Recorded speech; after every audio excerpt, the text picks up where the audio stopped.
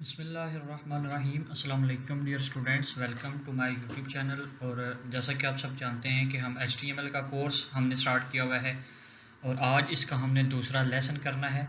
और इस लेसन के अंदर हमने कुछ चीज़ें पढ़नी हैं, उस जो मैंने यहाँ पे फ़ाइल के अंदर नोट करके रखी हुई हैं। मैं आपको दिखा दूँगा कि क्या क्या चीज़ें आज हमने कवर करनी है।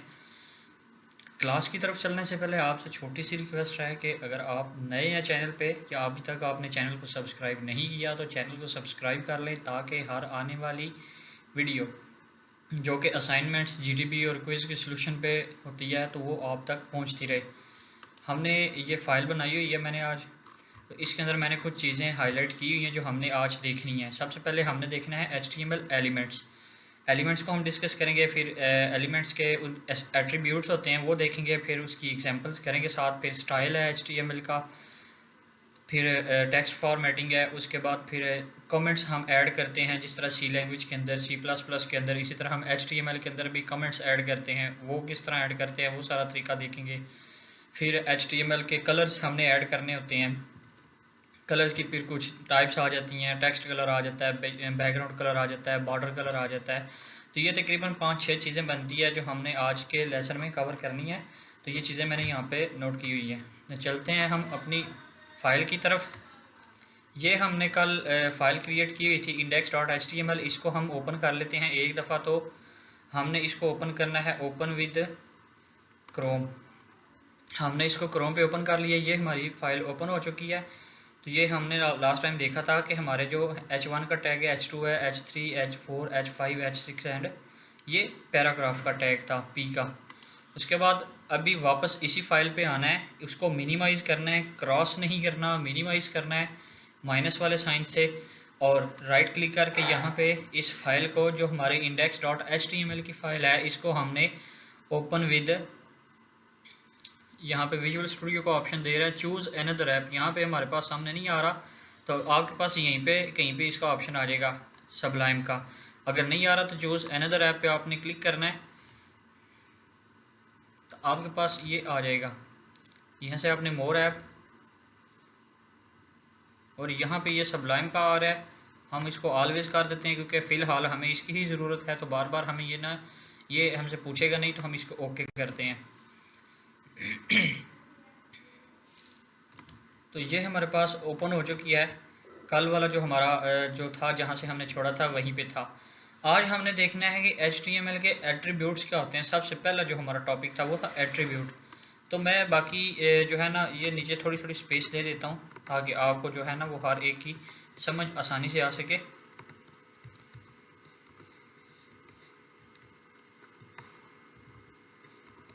एट्रीब्यूट क्या होता है? दो टैग्स के दरमियान, एक स्टार्टिंग टैग और एक एंडिंग टैग, इन दो टैग्स के दरमियान जितना भी कंटेंट लिखा हुआ होता है वो एक एलिमेंट होता है। फॉर एग्जांपल हमारा H1 के अंदर लिखा हुआ है दिस इज़ HTML। हम इसको थोड़ा सा चेंज कर लेते हैं, हम इसको लिख देते हैं जनाब this is H1 heading, this is H1 heading. इसी को हम कॉपी कर लेते हैं, Ctrl+C से कॉपी किया, H2 की जगह पे जाके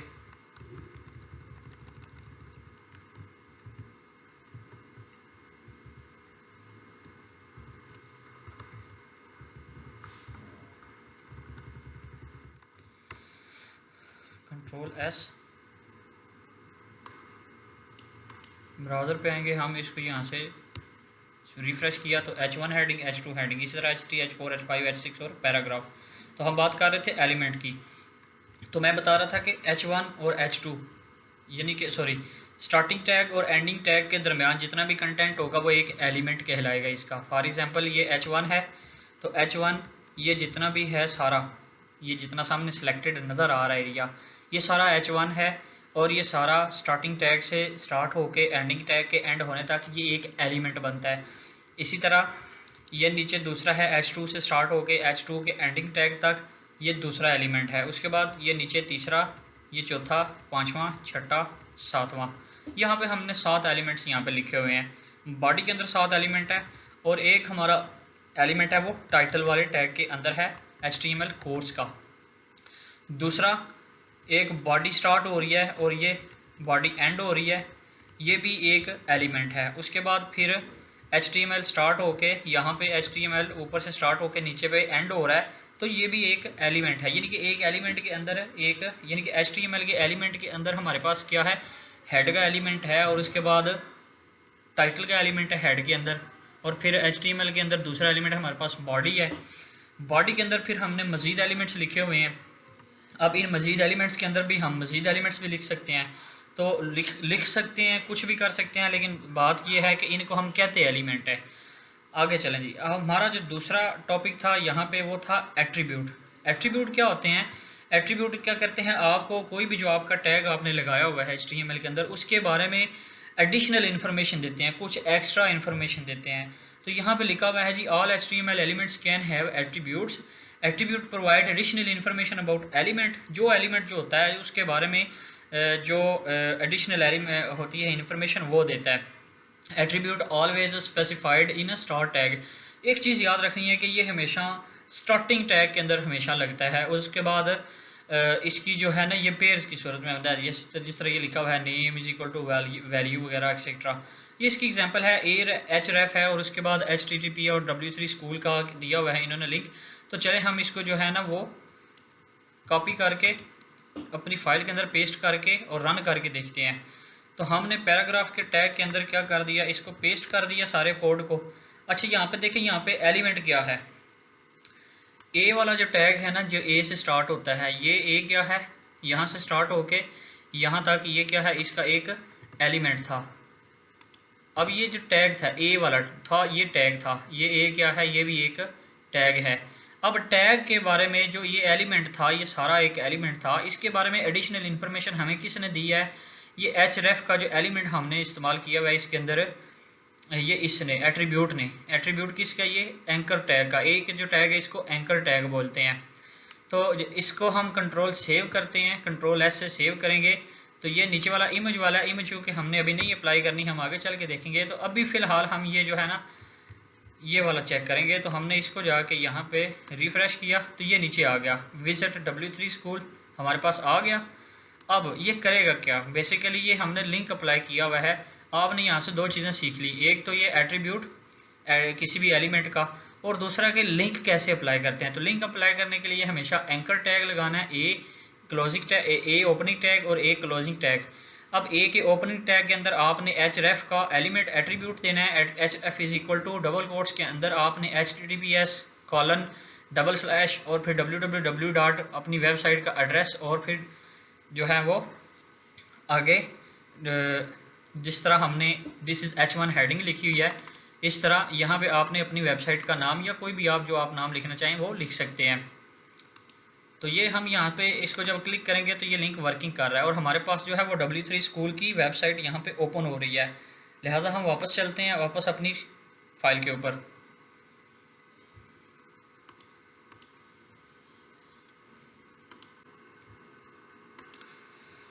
तो हमने HTML का देख लिया, इसका एट्रीब्यूट्स देख लिए। एट्रीब्यूट के बाद हमारे पास तीसरी चीज़ जो है वो है स्टाइल, HTML स्टाइल। स्टाइल का क्या काम होता है? स्टाइल का काम होता है आपके फ़ॉन्ट को कुछ डिज़ाइन देना, आपके बैकग्राउंड को कुछ डिज़ाइन देना, आपके कुछ कलर वगैरह ऐड करना, ये सारी चीज़ें हैं, ठीक है। तो हम इसका जो है ना वो बॉडी का स्टाइल है, यहाँ से हम ये कॉपी करते हैं। फ़िलहाल हम जस्ट बॉडी को देखते हैं।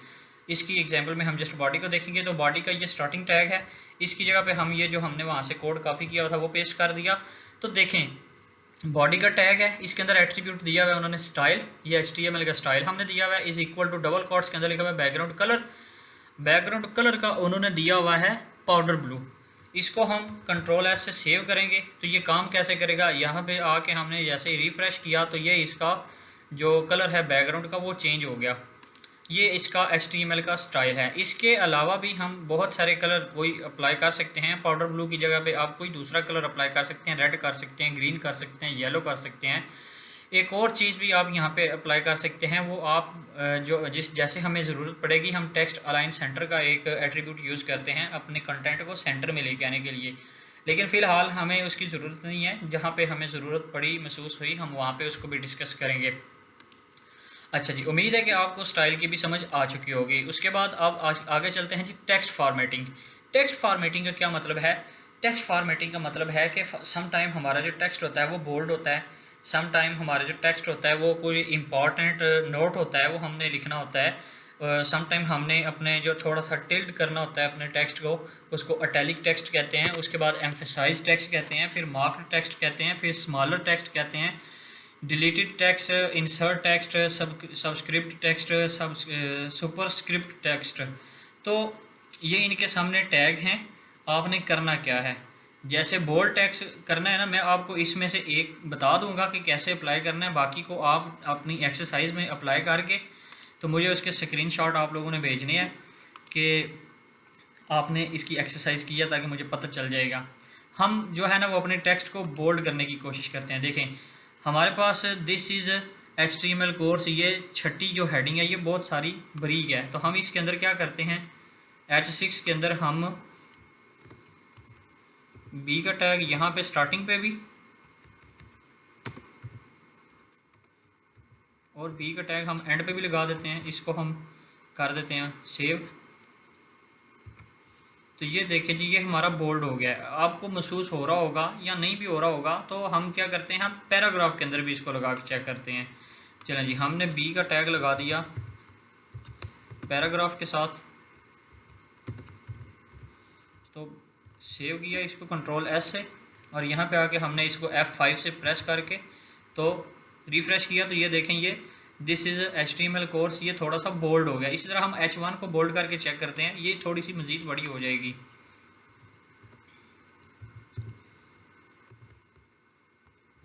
इसको आपने स्मॉल रखना, कैपिटल नहीं रखना।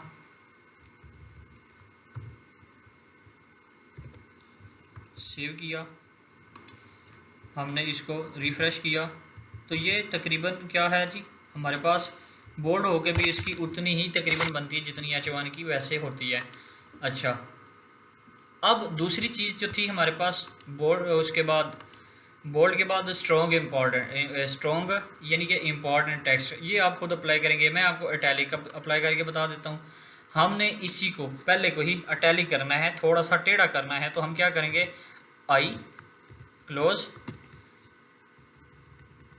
और उसके बाद आई का क्लोजिंग टैग Ctrl+S, और यहाँ पे हम करेंगे रिफ़्रेश। तो ये देखें जी, H1 जो है ये थोड़ी सी टेढ़ी हो गई है हेडिंग इसकी, दिस इज़ H1 हेडिंग टेढ़ी हो गई थोड़ी सी। तो ये सारी चीज़ें थी। उसके बाद अब आपने करना है कमेंट ऐड करने हैं, ठीक है जी। अब अच्छा, ये सारी जो है ना ये आपने खुद इसकी प्रैक्टिस करनी है। प्रैक्टिस करके आपने कोई क्वेश्चन वगैरह कोई भी हो तो आप डिस्क्रिप्शन में नंबर दिया हुआ है, आप वहाँ से मुझे कॉन्टेक्ट करके तो मुझसे अपनी जो है वो एक्सरसाइज मुझे चेक करवा सकते हैं। उसके बाद HTML का कमेंट है। कमेंट के अंदर हमने क्या करना है, हमने जिस तरह C लैंग्वेज के अंदर, C++ के अंदर या किसी दूसरी लैंग्वेज के अंदर हम कमेंट लिखते हैं कोड में, कोड को समझने में आसानी के लिए, इसी तरह हम HTML के अंदर भी क्या करते हैं जनाब, अपने कमेंट्स ऐड करते हैं। मिसाल के तौर पर हमने H1 के अंदर हमने किया है कोड, हमने कमेंट ऐड करना है, तो हम क्या करेंगे, उसका तरीक़ाकार क्या है, ये जो चीज़ है ना, एंगल ब्रैकेट स्टार्ट करके उसके बाद ये फैक्टोरियल का साइन है, मैथमेटिक्स के अंदर इसको फैक्टोरियल बोलते हैं, फिर ये डबल डैश है, फिर उसके अंदर उसके बाद फिर डबल डैश है, और फिर ये एंगल ब्रैकेट की क्लोजिंग का टैग है। तो हम यहाँ से लिखते हैं जी एंगल ब्रैकेट, ठीक है। उसके बाद स्पेस देंगे और ये क्लोजिंग टैग। अब इसके अंदर जितनी भी चीज़ आप लिखेंगे वो आपकी स्क्रीन के ऊपर शो नहीं होगी, वो हम कोड की आसानी के लिए, मिसाल के तौर पर हम लिख देते हैं जी this is H1 heading bold and italic, ठीक है। अच्छा, अब ये जो है ये हमारा स्क्रीन के ऊपर शो नहीं होगा, जो भी हमने इन ब्रैकेट्स के इन चीज़ों के अंदर लिखा हुआ है ये स्क्रीन के ऊपर शो नहीं होगा, ये हमारा कमेंट काउंट होगा। तो जैसे हम इसको रिफ़्रेश करेंगे तो यहाँ पे कोई तब्दीली नहीं आएगी। तब्दीली क्यों नहीं है, क्योंकि ये हमने कमेंट ऐड किया हुआ है। तो HTML के अंदर कमेंट ऐड करने का ये तरीकाकार है। उसके बाद कमेंट ऐड करने के बाद हमारी जो आज की जो लास्ट टॉपिक है, वीडियो थोड़ी लेंथी हो गई है, तो हमने आज ये वाला टॉपिक जो है वो कवर करना है। तो इसके अंदर 3-4 चीज़ें आ जाती हैं कलर ऐड करने के लिए। सबसे पहले तो टेक्स्ट का जो बैकग्राउंड कलर है ना वो होता है। तो टेक्स्ट का बैकग्राउंड कलर है तो हम जो है ना ये इसकी प्रॉपर्टीज़ को यहाँ से कॉपी कर लेते हैं। हम वहाँ पे जाके इसको क्या करते हैं जी, अप्लाई करना है हमने। इतना हमने यहाँ से इसको ले लिया। ये मैंने कोड करके लिख के रखा हुआ है ताकि वीडियो के दौरान हमें जो है ना वो ज़्यादा मेहनत ना करनी पड़े। तो ये मैंने स्टाइल लगा दिया। बैकग्राउंड कलर डॉगर ब्लू है, इसको हमने सेव किया, रिफ़्रेश किया तो ये देखें ये टेक्स्ट के बैकग्राउंड पे जो है ना ये कलर यहाँ पे शो हो रहा है। इसके बाद बैकग्राउंड कलर लगाने के लिए style is equal to background colour और डॉगर ब्लू या जो भी कलर आपने लगाना है वो। उसके बाद दूसरी जो हमारी कलर की प्रॉपर्टी थी वो थी पैराग्राफ के एंड पे, यानी कि पैराग्राफ के एंड पे भी आप इसी तरीके से सिर्फ जितना हिस्सा पैराग्राफ के टेक्स्ट का है उतना आप कलर कर सकते हैं। इस तरीके से पी के अंदर जाके पैराग्राफ के टैग के अंदर जाके style is equal to background colour की एट्रीब्यूट यूज़ करके। उसके बाद टेक्स्ट कलर है हमारे पास दूसरा, तो style is equal to colour. अच्छा, दोनों में डिफरेंस क्या है? बैकग्राउंड के कलर के लिए हम बैकग्राउंड कलर लिखेंगे और टेक्स्ट के कलर के लिए हम जस्ट टेक्स्ट का कलर सिर्फ कलर लिखेंगे। तो हम यहाँ पे ऐड कर लेते हैं H2 के अंदर स्टाइल। तो बैकग्राउंड कलर नहीं लेना हमने क्या करना है, कलर लेना है। हम अपना कोड देख लेते हैं कि हमने क्या लिखा हुआ था यहाँ पे। तो डबल कोट्स के अंदर हमने कलर लिखा हुआ है, कलर। अब यहाँ पे हमने कलर का नेम लिखना है। लेट्स सपोज हम लिख देते हैं जी रेड। ठीक है जी, इसको सेव किया। सेव करने के बाद हम अपने आए यहाँ पे, तो ये देखें जी हमारा जो टेक्स्ट का कलर है वो क्या हो गया, रेड हो गया। ये टेक्स्ट के कलर को चेंज करने के लिए था। उसके बाद तीसरी जो कलर की प्रॉपर्टी है वो थी बॉर्डर की। टेक्स्ट के अराउंड हमारा एक बॉर्डर होगा तो हमने उस बॉर्डर को कलर देना है। तो ये हमारा, हम इसको ट्राई करेंगे किसी तीसरी के अंदर, या हम इसको तीसरी H3 के अंदर हम इसको अप्लाई करेंगे। तो H3 के अंदर आ गए हम। यहाँ पे हमने इसकी ये प्रॉपर्टी ऐड कर दी, कंट्रोल S करके सेव किया।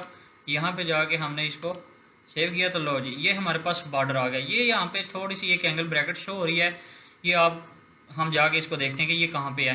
कोई एक्स्ट्रा ब्रैकेट है हमारे पास जो यहाँ पे शो हो रही है, ये देखें H के साथ, ये H3 था हमारा। अच्छा, अब ये ख़त्म हो चुकी होगी। ठीक है जी। अच्छा, ये H3 हमारी हो गई। तो उम्मीद है कि आज की जो जितनी भी वीडियो थी ये आपको अच्छी लगी होगी, समझ आ गई होगी सारी की। तो नेक्स्ट लेसन के लिए इसकी प्रैक्टिस करिएगा। नेक्स्ट लेसन इंशाल्लाह कल अपलोड हो जाएगा। दुआ में याद रखिएगा। वीडियो अच्छी लगे तो ज़्यादा से ज़्यादा शेयर करिएगा, लाइक करिएगा, कमेंट करिएगा। दुआ में याद रखिएगा। अल्लाह हाफिज़।